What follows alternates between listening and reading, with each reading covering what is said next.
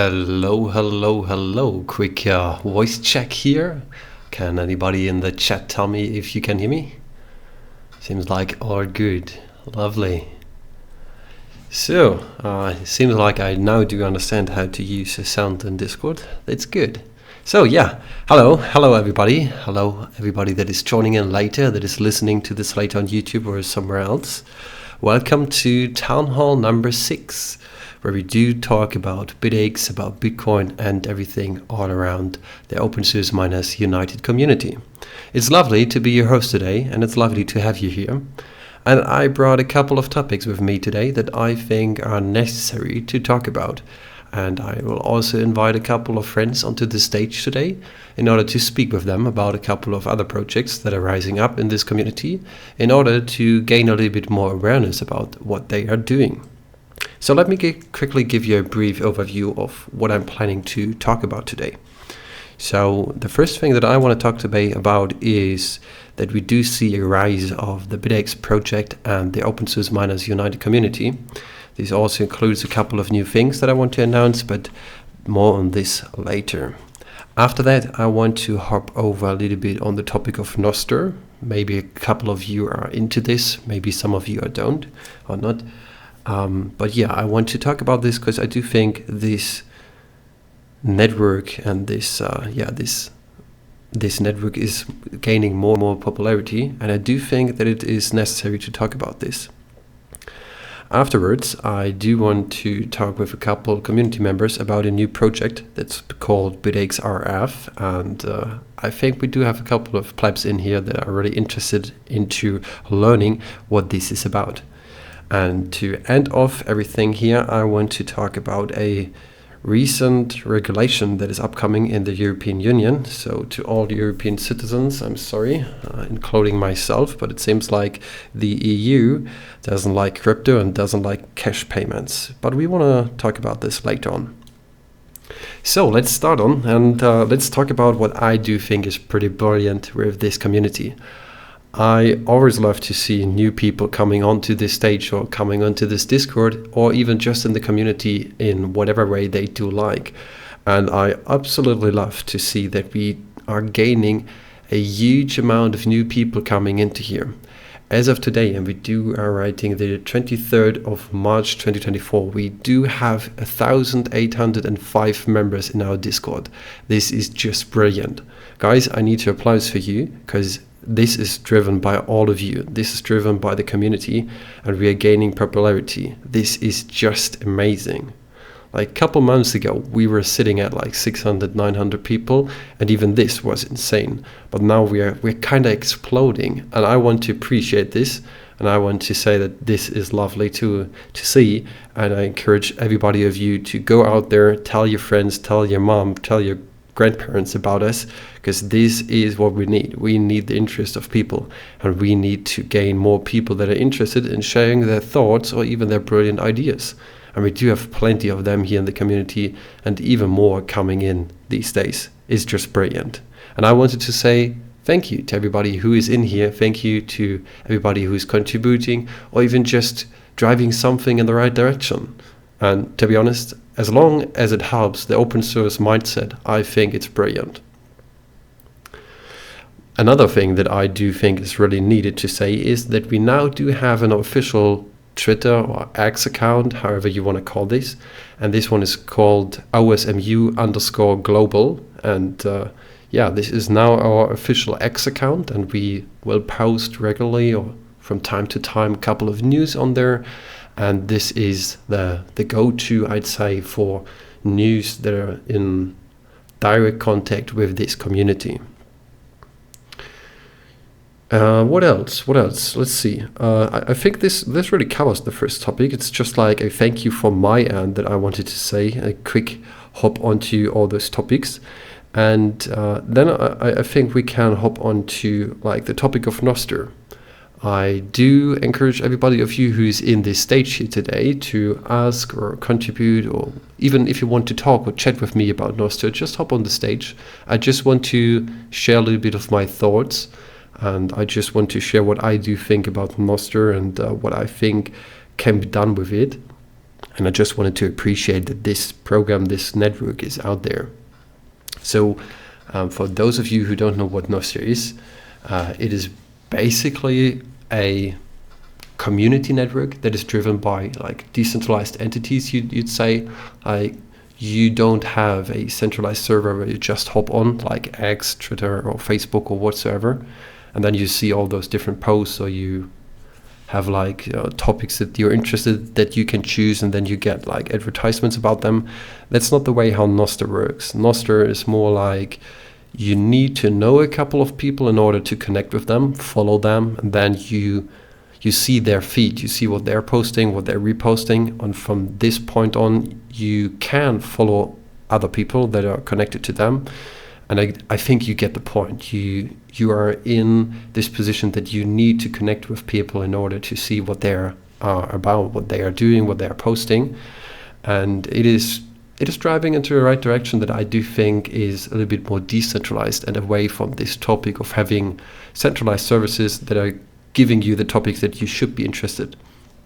And I myself got Nostr like 3 or 4 weeks ago. It was the first time for me, and believe me, it was difficult. I didn't understand it the first time. It took me a couple of minutes, hours, or even days to understand fully how Nostr works.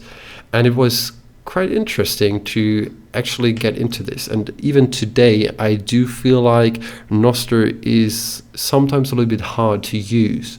It is not like as convenient as you do think it is with X or Facebook or whatsoever. And you kind of need to get used to it. What I try to do is to post, whenever I do post anything on X or some other platforms, to post there as well. And I think I do have, for example, my public key on my X profile, but the way how it is organized is kind of interesting. Like you do have this feed of nodes that you do see, and it's not like that you post anything and then this is a post and you can delete it later on. What you do post on this network is posted there. As far as I do know, you cannot really delete anything. That's just what I do think, because I don't know where you would be able to delete anything. But yeah, that's like one thing, that this is a little bit weird and you need to get used to it. And the other thing is, like, as I said, whatever you post is on there, and you share your thoughts, and it is like you share your notes with other people, and then those people can connect to you and share their thoughts and notes with you.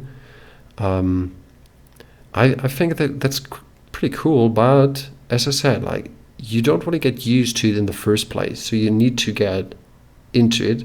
And why I'm even talking about Nostr is that the reason for me talking about Nostr is that I do see recently a drive or a upward drive of Bitaxe and the OSMU community in there, and I do appreciate it. That's really, really good. Like, we do see platforms overtaking by us, like by this community. We overtake so many platforms, and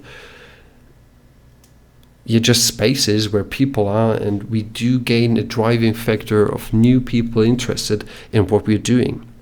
And yeah, it's just my thoughts on this and what I do think about Nostr. As I said, whenever you do feel like you want to chat a little bit more about this, we can definitely talk more about this.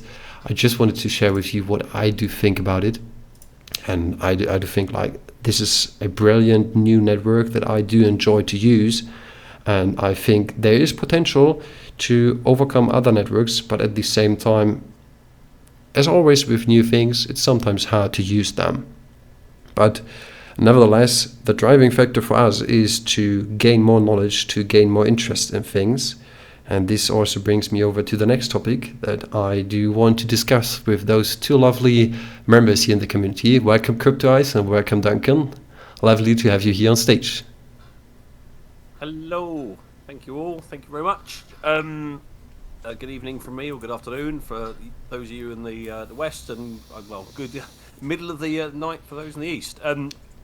CryptoEyes, are you there? Are you good? I'm here. Good evening, everyone. Hey. I'm a sucker for a course, and I love studying and love exams and all that sort of stuff. And a friend of mine well, so a friend of mine and colleague who I work with is a ham radio operator. And he's been on at me for years to say, "I'll do your ham radio course. It'll be fun. And I always kind of rolled my eyes and thought it was just for old dudes with nothing else to do. But actually, since playing around, with the Open Source Miners United community and the Bitaxe and stuff, and kind of thinking passionately actually about the kind of decentralized ethos of, we have the decentralized hardware, the Bitaxe, the decentralized pool. You can host yourself, public pool, and everything else in between. And it was a conversation that I think Crypto Ice and I, and actually a few others, were having about, well, actually, what about like some sort of decentralized kind of, not necessarily an internet connection, but a way that we can kind of self-govern, self-sovereign, the kind of a connection between a miner and a pool. So that's where kind of this ham radio thing comes into it. So Crypto Ice, if you want to kind of introduce what we've been up to, Sure. selling Soul for the last 2 weekends. Yeah, well, following on from what Dunk said, we've got the decentralized hardware. We went down the path where we started looking at decentralized power. So we started playing with the solar trackers and the solar projects to power the Bitaxe. And whilst we were on that subject, we thought, okay, we've got decentralized open source mining hardware. We've cracked the, let's call it decentralized, not depending on any entity for our power. That we discovered an Achilles heel, which was we have a centralized ISP or communication protocol. So that's how we started the discussion, and we thought, let's see if we can send a Bitaxe share by using some sort of a decentralized communication way, not using your internet or your ISP or something that's controlled by masses. So myself and Dunk decided to try it out, give it a test, start building. But in the process of doing that, we discovered that in order for us to transmit any data we're both based in the UK, we require a radio amateur license. So we can press the transmit button. So we are quite happy to announce that both of us tonight passed our exam, and we are now officially allowed to transmit. Yeah, thank you. That's brilliant. Congratulations. So just to, if I may, please. guys, just to kind of summarise what it is we're trying to do. So because Crypto Ice and I have now got our ham radio licenses, we are now going to start building an HF rig. Well, actually, let me backtrack. We're going to use VHF packet radios to send and establish communication between a Bitaxe into a packet radio using VHF over a couple of miles to a VHF packet modem at the other end to receive a share. So basically, it's TCP/IP network data over VHF radio. And once we've got an established, thanks Ben. We've got an established kind of, this works. This is cool. We're then going to step it up. We'll probably then look at FreeSat. I think it's called FreeSat. It's a community. It's not open source as such because it's a satellite. They're expensive, but it's a free to use experimental satellite that you can then relay VHF off of. VHF is preferable because we can probably hit about 500 kilobit a second from the UK over to the east coast of the States. And once that's been established, we'll then look at HF, perhaps long path, something like the 80 meter band, and ideally we'll do kind of using the ionosphere, an isotropic ducting. We'll use an 80 meter signal to try and get data over AM as well. So rather than using a satellite, we'll do point to point from here to the States. Now, obviously, there'll be a lot of error correction and a lot of lost packets because it's just radio. But we're on the road to discovery, my friend. Yeah, it's that it's that screw around and find out analogy. I'm not going to use the word I want to use because I don't know who's listening, children, etc. But before we dive deeper into like technical terms and stuff like this, so what you just quickly explained is this new project that you both came up with, the so-called Bitaxe RF, and RF in this term stands for radio frequency. And the idea that you proposed here is to, in order to overcome such hurdles as you quickly mentioned with like ISPs maybe blocking stuff on the network or even blocking anything else, and we do all drive this in a decentralized manner, why not just create something that you can decentralize overcome the hurdle of sending or transmitting packages, and therefore you thought there's a need for creating something that we can use in order. Here we use radio frequency, or you use this. So you could exploring say, all options. yeah. So you could say like one glorious view of this could be that you're sitting in the woods just using your power bank, hooking on your Bitaxe, and you don't have any Wi-Fi or telecommunication, but you do have your radio with you, and then you can still transmit shares to a pool. In an ideal world, yes. In the reality, I think we're going to be a little bit more restricted with the equipment we have. I don't think we'll be mobile as such yet to establish this link, but maybe long term, nothing stopping us to having a repeater or a relay station in this part of the continent where local Bitaxes can talk to it with a local frequency, and then that could relay to the pool. So that's brilliant. The goal was to open the goal of getting our paperwork sorted, so now we can legally start building and transmitting. Yeah.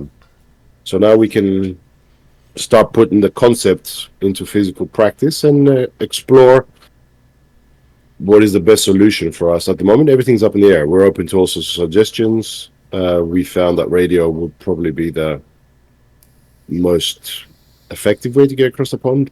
Well, I mean, like the next evolution of this is going to be kind of Bitaxe boaty. I'm gonna, you know, I'm looking to get 3,500 miles of fibre and just toss it over the edge of a boat.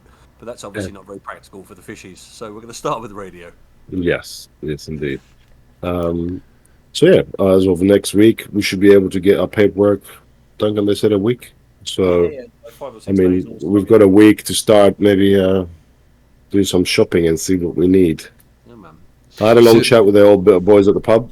I took them to the pub. Just a quick parenthesis to bring Duncan as well. And we might organise for them to pop down and see you and me and look at the site and see any tips about. I spoke to them about launching an antenna at your place as a relay, and then having us being a smaller power, Yagi to you, and then you to Ben. Yeah, I mean, something like that, because you got the space for something big as well. So let's dive in. Let's try to dive in a little bit into this topic. Like you quickly briefed us in it, like what we needed, but let's discuss a little bit about it. So you explained that there is some need for like an external device, anything else, in order to transmit this. So what do you think would be the ideal way in order to have like communication from a Bitaxe to some sort of a radio or antenna or anything else, and then onto a receiving station? Duncan, feel free to jump in. I mean, the first hurdle we need to figure out is how we transfer the digital data from the Bitaxe output into an analog input for the radio. Absolutely. So I've got a few kind of opinions on this. So first of all, I just want to kind of put this whole kind of thing into context. You know, one thing I do know is that, you know, a share submission from the UK to the East Coast. I keep referencing the East Coast because I'm looking at you, Ben. We're coming with radio signals.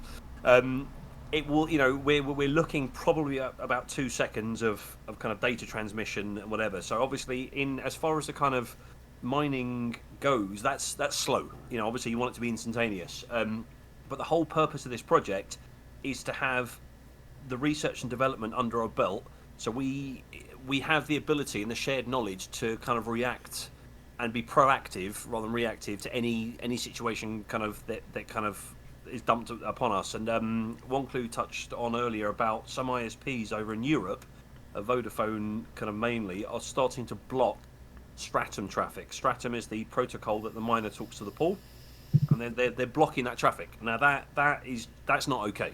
So again, this whole purpose, the whole purpose of this project is just research and development, so we can have stuff, you know, up our sleeve. So yeah, exactly. Say that. I mean, we're not planning to disconnect the internet tomorrow, but the plan is to run a parallel service as a fallback to, in case they don't like us anymore, they decide to say, you know what, you're not getting any more internet with Stratum Drive, whatever. We can say, okay, middle finger, thank you very much, it's a pleasure doing business, but F you now, and we're going to do our own thing. So it's Foxtrot uniform, actually. Yeah. So now we just need to get Ben on the other side to start buying that plot of land he needs so we can put that big antenna on. And while we do have this discussion, we got Ben on the stage here. But go ahead, I'm sorry, I don't want to interrupt you.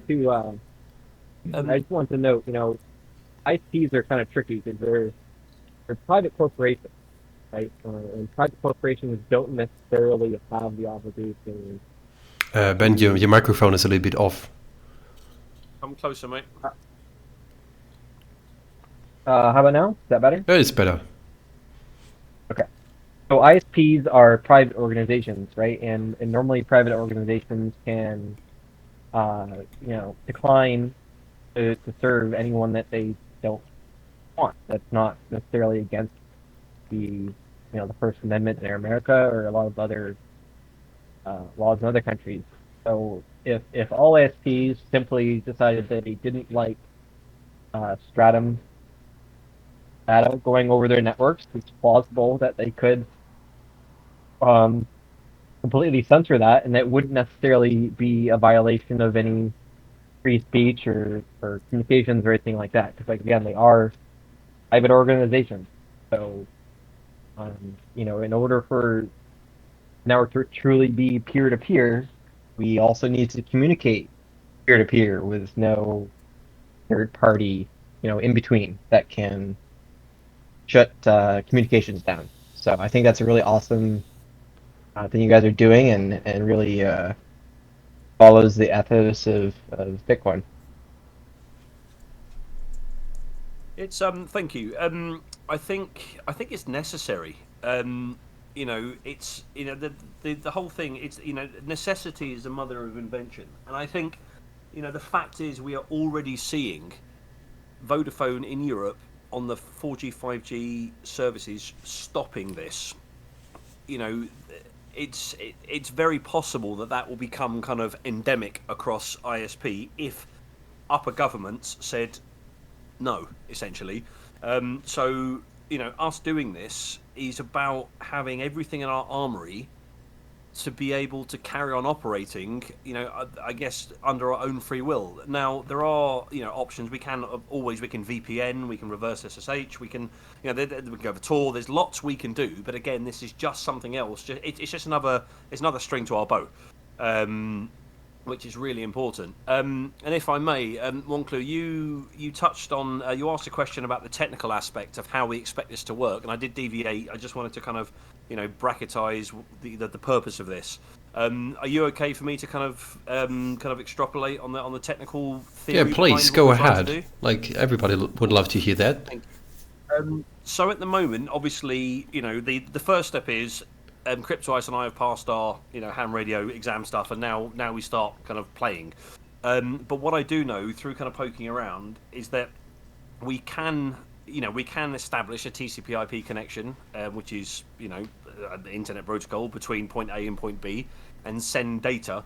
But I know that will be really susceptible to packet loss. If you lose anything, it will corrupt the whole packet.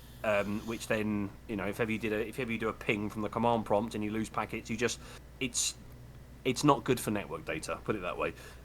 So I think what's going to need to happen is we're going to need to strip out the data that is sent on a share submission and just send that data over and over again. So we can do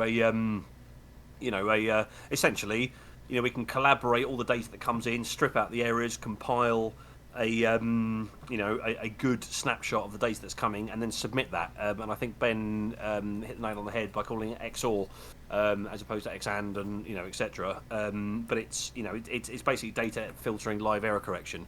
But again, I think as this project evolves and more people kind of come out of the woodwork, it may well be possible that we can actually start writing a protocol specifically for this. Perhaps natively out the Bitaxe. Out of the Bitaxe accessory port that has recently been added, there's no reason why we couldn't have a streamlined kind of parallel stream that is designed to go straight into a UART port, of the radio, and it just spits that out as an audio tone. So it's early days, but it's really exciting because it's not about the end product. It's about the journey of getting there and sharing all that research, and then hopefully it kind of lights fuses and sparks to start other kind of spin-off projects. And actually, DJ Jade, is LoRa an option? So the thing is, potentially LoRa is really in the grand scheme of things, it's not long range enough. However, we can do transducing, which allows us to pipe the LoRa frequencies into HF, which is kind of AM. Actually, that's not true, but anyway, the kind of larger bands, and then we can go back to LoRa at the other end. Which, the thing is, there's lots of available and open source LoRa tech, so that might be a good option to piggyback on the LoRa stuff. But again, it's early days, and we're gonna start playing really.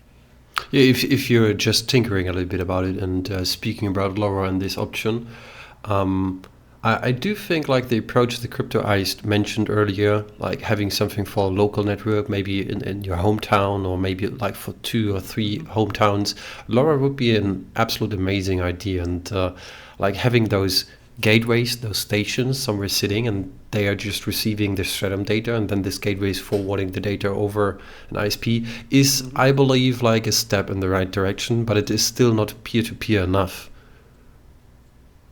But I do like the idea. We've got to learn how to walk before we can run. Yeah, and so LoRa is great, and it meshes really well. But the biggest problem, is going to be meshing across the pond. But you're right, from town to town and stuff, that will work. But the thing that I've got my eye on at the moment is VHF packet radio. There is a protocol called HF TCP/IP, which is it's a stripped down TCP/IP protocol for VHF/HF that is specifically designed and throttled at 500 kilobytes a second for TCP/IP over VHF. Now, VHF is great line of sight up to potentially 30 miles. That's a long way from the east coast of the States, which is 3,500 miles. But if we can establish those links locally and start basically reverse engineering the protocol, stripping out stuff we don't need and so on, and learn about that, and then start plumbing it into HF, that opens so many doors. So yeah, it's really exciting.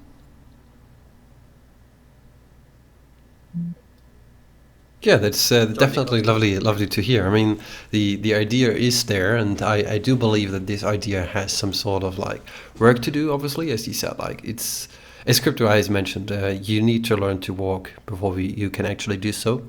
But I do believe there is a need for this, and it's not only this. Like, we do encourage everybody in here to do more on a decentralized manner, and I do think this is one of many steps that we should take, that we should try to learn about, try to gain a little bit more knowledge and understand how things could go in order to drive the incentivize for other people as well that maybe have other brilliant ideas in the same topic region. That's exactly the purpose of us doing this, is to plant the seeds of imagination and curiosity in everybody in the community. It's the sky is not the limit. The sky is our playground right now. We live in a very very good time to live, and we have technology and access to so many gadgets that we really need to capitalize on them. We're too, us, I mean, I speak for myself, first world countries, we're too spoiled with our luxuries and comfort. And we spend all this time and mindset about our decentralized Bitcoin, the ethos behind no government to control us. We control our money, we control our decisions. Well, it's all good building all this stuff, but if we can't talk to each other and send each other data, we're going to go back to the dark ages. So I do think you're absolutely right. And especially the term that you mentioned, like you need to plant seeds in order to drive the curiosity of people, is exactly what is needed. This brings me to a podcast that I've been on last week, and it was kind of tricky because I was there and I was explaining the Bitaxe project and obviously the Open Source Miners United community and what we're doing and why we're doing this. And the guy who was interviewing me, he was always nagging on me, not in a bad manner, don't get me wrong, but he was nagging on me from the standpoint of, why is it needed? Why do we need to incentivize people to think more decentralized? Why should we go this route? And planting those seeds and starting curiosity in the mind of people is exactly why there is a need for all those projects that we do here, and why I do think everything that we do here is brilliant. I mean, I haven't heard about anything that we are doing here that's not great, that doesn't drive any curiosity in any manner. there is no excuse or no reason for anybody in this channel or in this group or in this entire server to not have a reason to want to tinker and learn and build. Whether it's you want to plug your Bitaxe in a battery, whether you want to make it solar, whether you want to make it look nice and have flashing lights, whether you want to dunk it in oil, whether everything, it's the core of our imagination at the moment. So if we want longevity out of this ethos that we have with Bitcoin, I mean, look at what we're doing at the moment. We've gone 13 years. We're 13 years old now, and now most of us waking up to the fact that all this hardware, all the mining hardware for Bitcoin, there's so much software development open source for Bitcoin, yet the hardware side of it is completely locked down. We're all dealing with Bitmains and what's miners and all that. Now we've got the first step with Bitaxe, Gecko Science, all these new toys that we have. Well, there's a lot of things that these toys of ours, or our decentralized toys, need in order to operate. It's you've got to think about it as a system, as an integrated system. It's not just an individual module. The miner by itself is useless if it can't talk to the pool. The pool by itself is useless if it can't talk to the miner. So are the nodes. Now, what have they all got in common? That's their Achilles heel. Well, they all need power and they all need to talk to each other.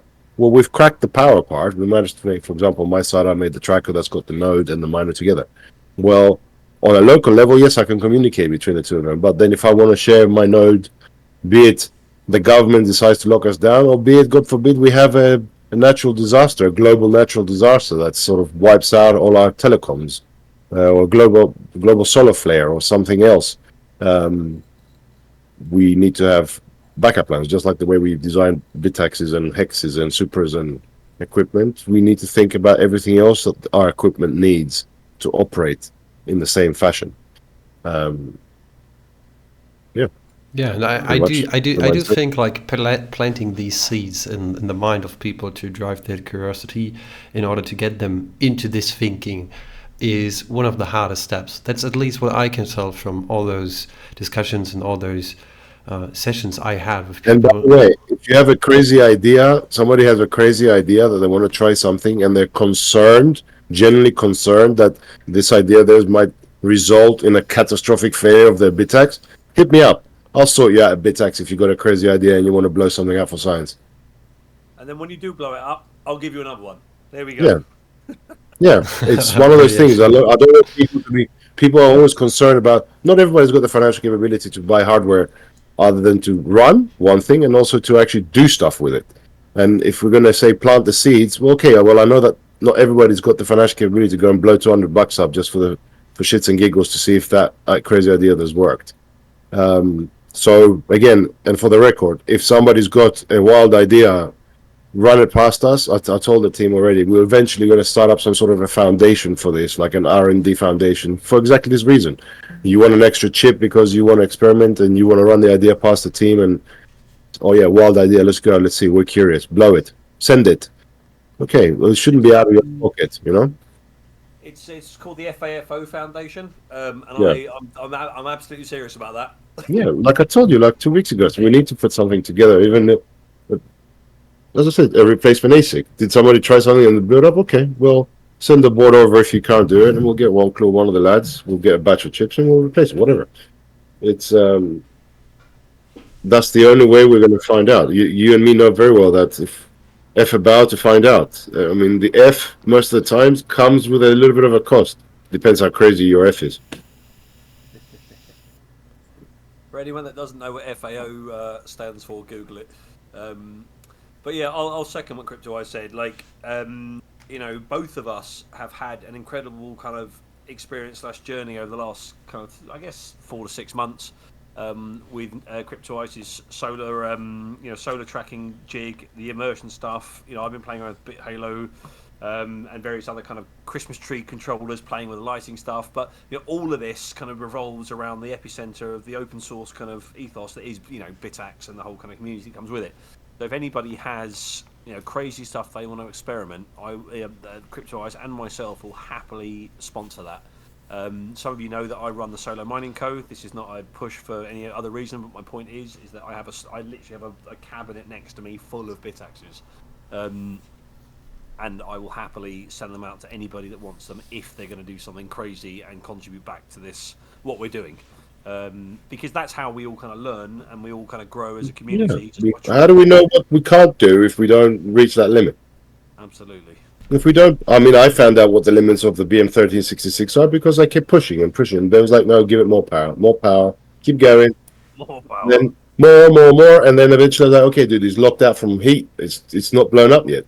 Okay, well, we now found out that it will overheat before it'll actually blow in to do anything with. It wasn't giving bad hashes. It got to the point where he just locked it off. From there, I think it's Ben's automatic thermal lock at 75. And even this destructive way is needed. Like, if you would not Yes. do this, I like, found how out would the we better know? way, yeah. You don't. We figured out the MOSFETs can take twice as much power as on the paperwork says. We learned what needs extra cooling. We've learned the temperature sensors maybe got a delta of 10 degrees, that it's a bit vague because it's at the back of the board. I mean, and that's stuff I learned. God knows what Duncan's learned by dunking into the software side and trying to tap into it and getting it to dance with the music and the. Well, you know, I said next to me I've got a cabinet of Bitaxes. Well, on the other side I've got a cabinet of broken Bitaxes. So there we go. That says it all. It's obviously always like a trial and error. Error, success. I wish the stupid customers of yours would actually be blowing things up and breaking them on the learning curve, not by just being stupid. But that's another. Well, yeah, story. I mean, I'm not gonna go into that. But anyway. Yeah, but speaking about, do we want to add anything else to this? Not the topic of your customers, about the topic of speaking about the incentivize of getting people onboarded, planting seeds in their head to like get them into tinkering, because that's what we are doing. We are weirdos tinkering year round. Yeah, so kind of on that, like, so I'm 100% self-taught in coding and PCB design and 3D printing and laser cutting and stuff. And I'm now 40 years old. I've had 25 years of a career of just playing, but all of my knowledge comes from just trying and thinking, yeah, I'll give that a go. And I guess the way that I work is I'll kind of view a product in my head that I want to design as a finished product, and then in a kind of like Tony Stark-esque style in my head, I'll kind of blow it into 1,000 pieces and then kind of work out every little problem and then combine those problems together. And that's just something I've learned to do. So kind of on that, I just, I encourage all of you to just try. Because actually, the long and short of it, providing you're not playing with like mains voltage being stupid, what's the worst that can happen? And actually, you might break something, but there's also 1,000 people that can help you fix it. But then that's how you learn. And the next project, you can take what you've learned and add that to this kind of learning pool. And then this kind of collective pool of knowledge gets bigger and bigger and bigger. So, I just want to kind of finish on that don't let I don't know how to do that. Don't let it stop you, because everything you need, knowledge, guts, it's there. Like, there's no reason not to try. And as I said, there's a whole network of people in this town hall specifically. I'm looking at half a dozen names of brilliant people that will have answers to why is this caught fire. But it can always be fixed. So just try shit. And as I said, I'm self-taught with the Bit Halo and the Mars lander that I designed, and this radio stuff. I'd never used a radio 3 weeks ago in a professional capacity, but yet I passed my license today because I thought, I'll give that a go. I believe I can do that. So just try and build shit, because that's how we all kind of advance as a community. No, actually, he didn't have a choice. There was an 11-year-old in our class, and if we failed, 11-year-old kid in the class, and there was an 11, and we had to pass, because if the 11-year-old passed, which did pass, the 11-year-old passed, so we would be screwed if. Yeah, obviously. If Alan passed, we didn't. But to second what Duncan was saying, again, experimenting is what we are all expecting from everyone. But don't. On the other note, if you have an idea, there's some people that don't have the technical skill and they might be concerned to explore that crazy idea. Do it anyway. You've got to learn one way or the other. But on the other hand, there are people that have the technical knowledge, or at least the bravado to do it. But please don't let your pocket stop you from exploring, or at least as a minimum, express your idea. If you're feeling your idea is something unique and you want to keep it maybe a bit more hush-hush to start with, speak to select people in the OSMU, but whatever you do, express your idea. And if you do have a budget constraint, let's put it that way, that you need some bits to experiment with, speak to the community. We've all got tons of spare stuff kicking about that we can make things happen. So, yeah, don't let that be a hurdle for you in the world of exploring. Agreed. Well said. Yeah, all right. I One think clue. this adds up everything that we need to say about this topic of self-expression. And don't overcome like hurdles that you think is not worth to do. Everything is worth to do, I believe. But now this switch to the next topic is kind of a little bit hard. So let's see. But I do want to get your opinion on this, guys, and everybody else that is in this stage here on the stage, or just listening in here. Feel free to just add on what you think about this. Like, what was it? 4 days ago, the European Parliament voted for a new regulation called the AML, the Anti-Money Laundering Regulation. And this is kind of a tricky one. So the first section was only about like that in the future cash payments over 3,000 euros will be prohibited. And for private entities and for businesses, any cash payments above 10k will be prohibited. That's kind of a weird bummer, but then things get a little bit weird. They added onto this that any crypto payments from unregulated wallets will be prohibited as well. So this is kind of a bummer. Like, we are talking about decentralization and stuff. We are talking about getting the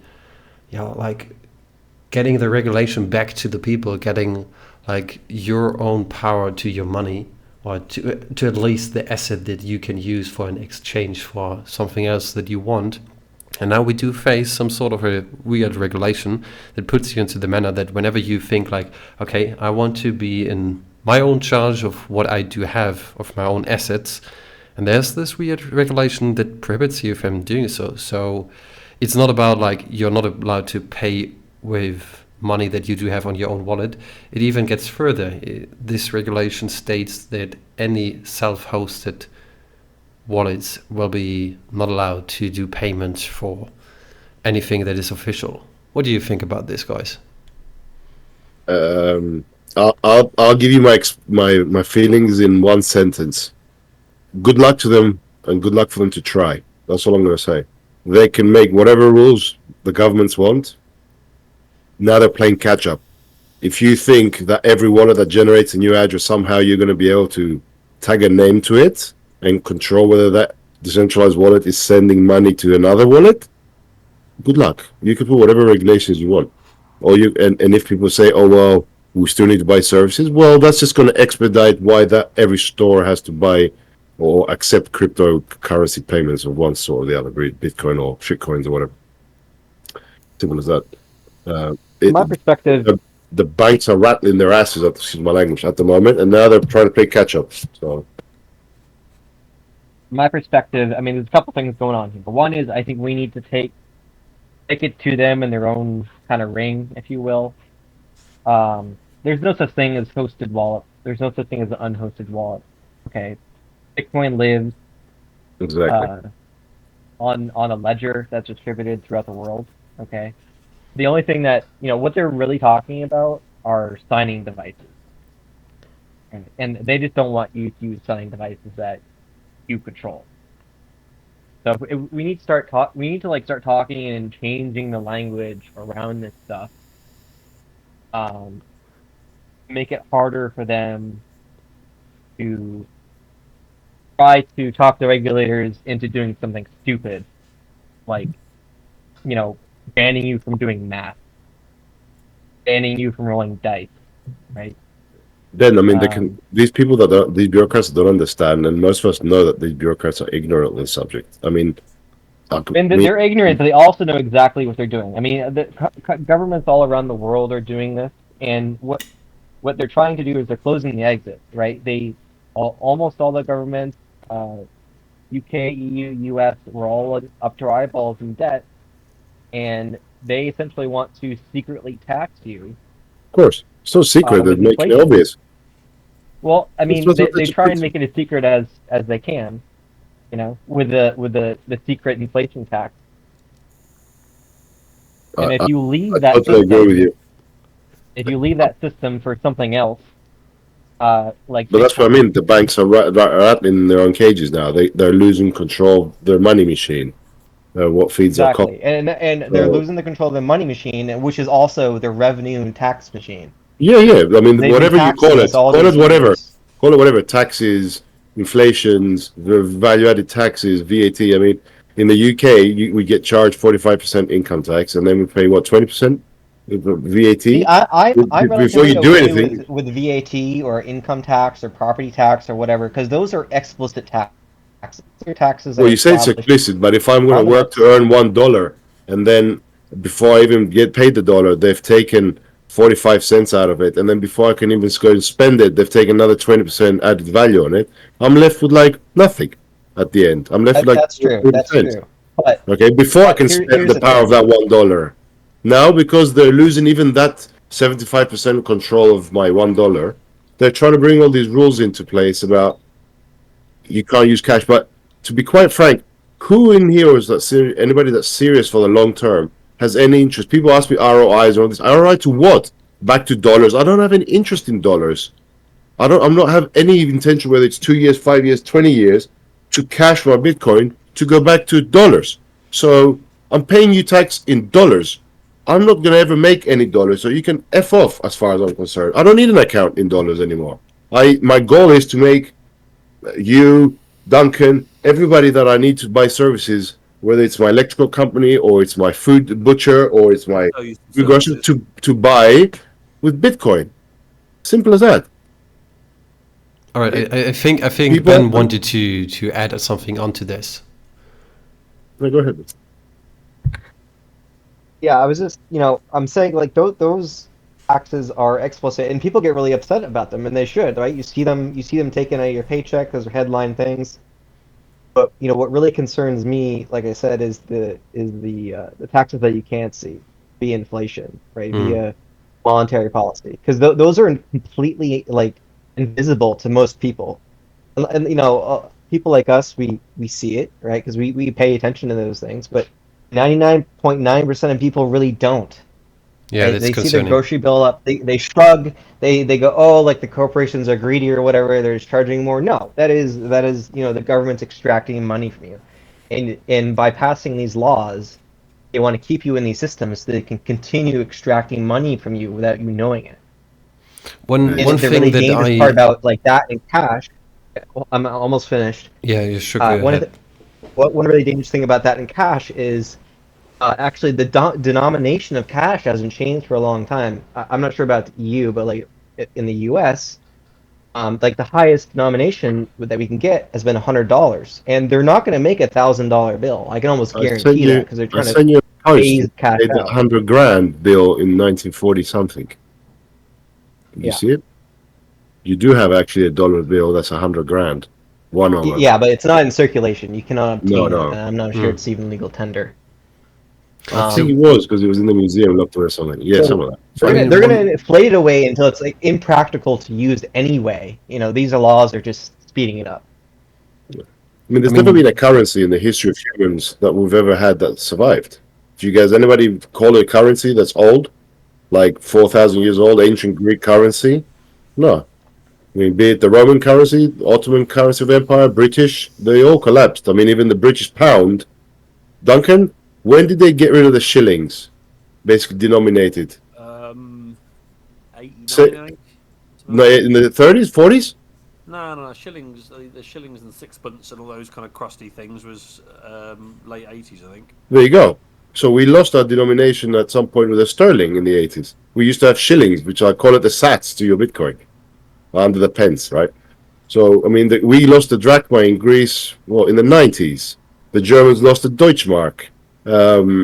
They turned it into a euro, but historically, ever in recorded history of documented human history, have we had a currency of an empire or of a society or of a culture or of anything, call it any format of human get-together or borders, that's had one currency that survived? None of them. So what makes people think that the dollar will survive in the next 50 years or 20 years or 5 years or 100, whatever? It's not going to live. None of them have lived. Bitcoin is the only one that we've come across as humans that has the proof and the ability to last the proof of time, as long as we can feed it energy. That's it. One thing that I wanted to add on to this, what I need to admit is, what I do think, and this is totally my personal opinion on this, is I do think a couple of those things that the government is doing, like I'm not shit talking or anything else, but a couple of those things are really useful. Like, okay, we need to pay taxes for, I don't know, like hospitals and stuff like this, so that they can keep working. That's gonna be, that's the thing that I do need to admit. Hold up. That's useful. Hold up. Ask. That's a European thing, buddy. Don't get confused. Ask I them. know. I know the American standpoint is a little bit different. As I said, I can only talk about my personal opinion on this.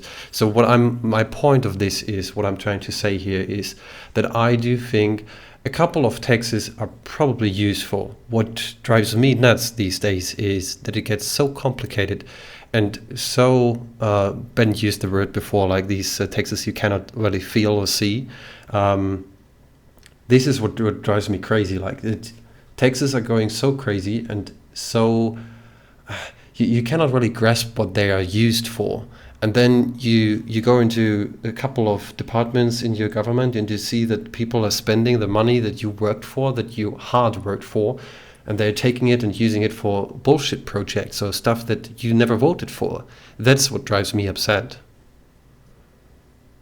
Another thing I want to point out too is, laws that include a specific number amount, like the one you were talking about is $5,000, $10,000 or euros or whatever it is.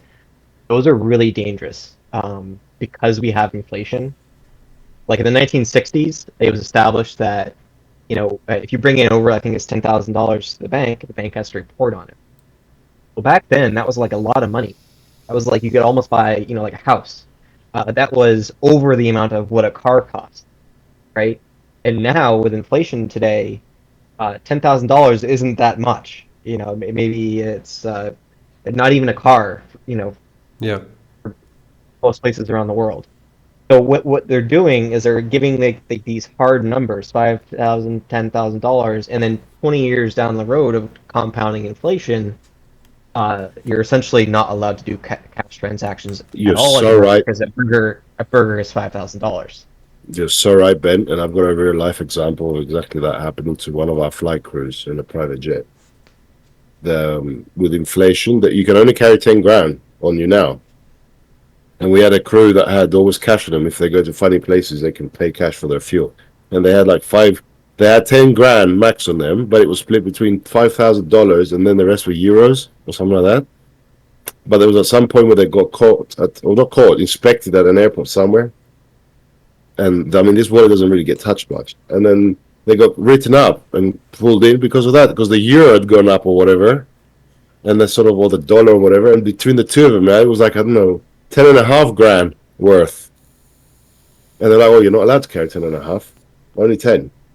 But it was 10 3 months ago when we put it in the aircraft, like the safe wallet. Yeah, and I imagine it in a grand scale. Yeah, so I need to agree. Those regulations that do put hard numbers on it are really, I do admit, these feel dangerous. It is some sort of like, okay, now we're getting into a landscape where people actually need to fear of, or maybe not fear of, but maybe need to get interested into the topic, because now you do see with this inflation, 10 grand aren't that much, as you said. Like, we don't know, but we've seen multiple currencies, as you expressed, Cryptoize. We have seen multiple currencies that got inflated into multiplies number that we can't imagine these days. Like we only can read those old history books where we do see people paying for a slice of bread with a sack full of money.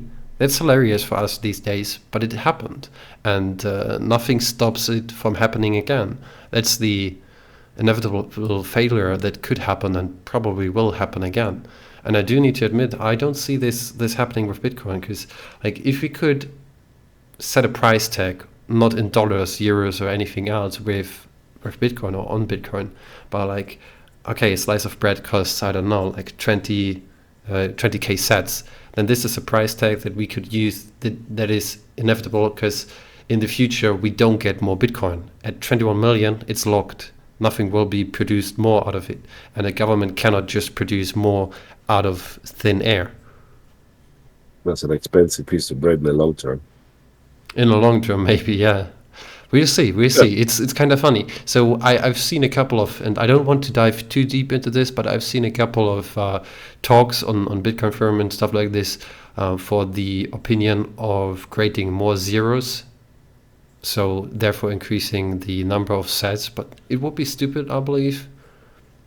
I do think the mechanism that we do have these days with Bitcoin is the way to go. Oh, this sounds kind of Bitcoin maxi, I don't know, but it is what I think. On that note, I'm not opposed to adding more zeros. I mean, you're not creating any more Bitcoin, right? It's still 21 million. You're just increasing the visibility of them. True. So, we've already lost probably 5,000 plus or 5 million plus Bitcoin. So someday, if Bitcoin does become, the reserve asset of the world, it's possible that a single Satoshi might be so expensive it's not good for purchasing small amounts of things.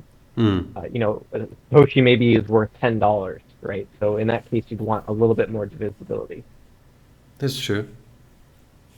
Right. So can somebody explain to me how that works? I mean, you guys are software guys more than me. I'm more of a hardware system guy.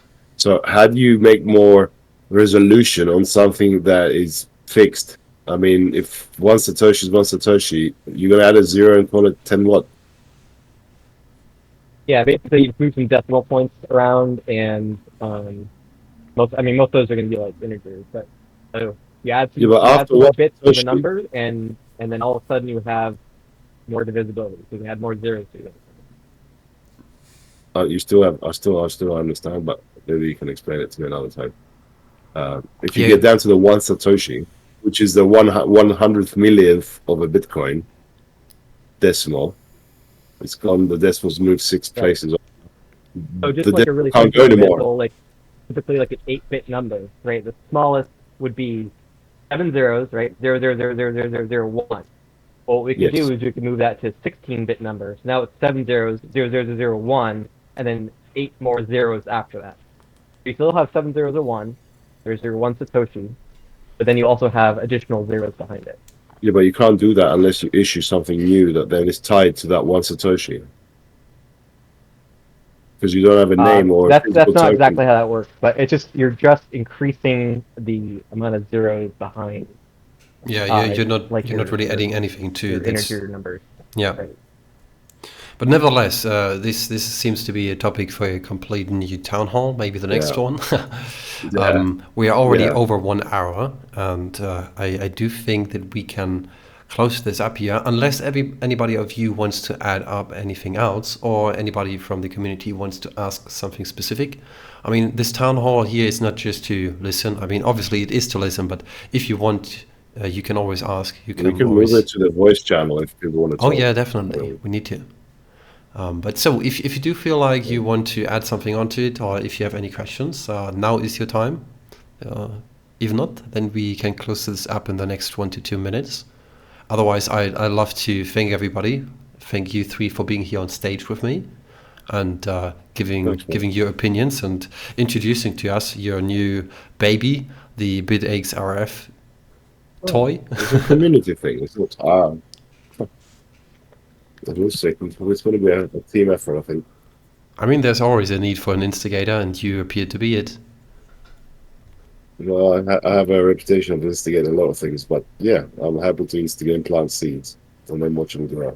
That's lovely. Fly over to America to dump an antenna down. I mean, that sounds awful. Obviously, well, doing it, but we've got Nashville coming up. I don't know if any of you are coming to Nashville, but we're going to have a little get together in Nashville for the BTC conference. FYI. BTC conference is it's July 25th.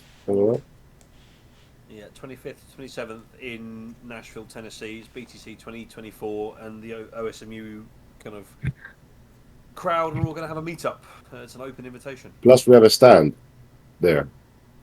Yes, yeah, of course, yeah. Bitaxe has a stand, and the OSMU has a stand at BTC 2024. Yeah. Just showing the innovation that is Bitaxe and everything else in between. And we're bringing all the toys, so brilliant. I can't also, wait to see If pictures. there's anyone, if I may really quickly, if there's anyone UK or London based, where so on the 20th of April, the London BTC space is having a halving party thing. But Crypto Ice and I are doing we're doing a kind of, I'm going to call it a really kind of soft workshop, in as much as we're going to be showing off public pool and Bitaxe and that stuff again, and then just drinking stuff. So if anyone's London based on the 20th of April and wants to get involved with that, let me know, and I'll ensure that you have access into it. Brilliant. So I think that's a good ending of today's town hall. I do appreciate everybody for being here, for listening to us, and I thank everybody for being here on the stage. So thank you guys for being here, and don't forget to join in next time. Cheers, Thanks, guys. buddy. I'll be in the voice chat if anybody wants to have a chat.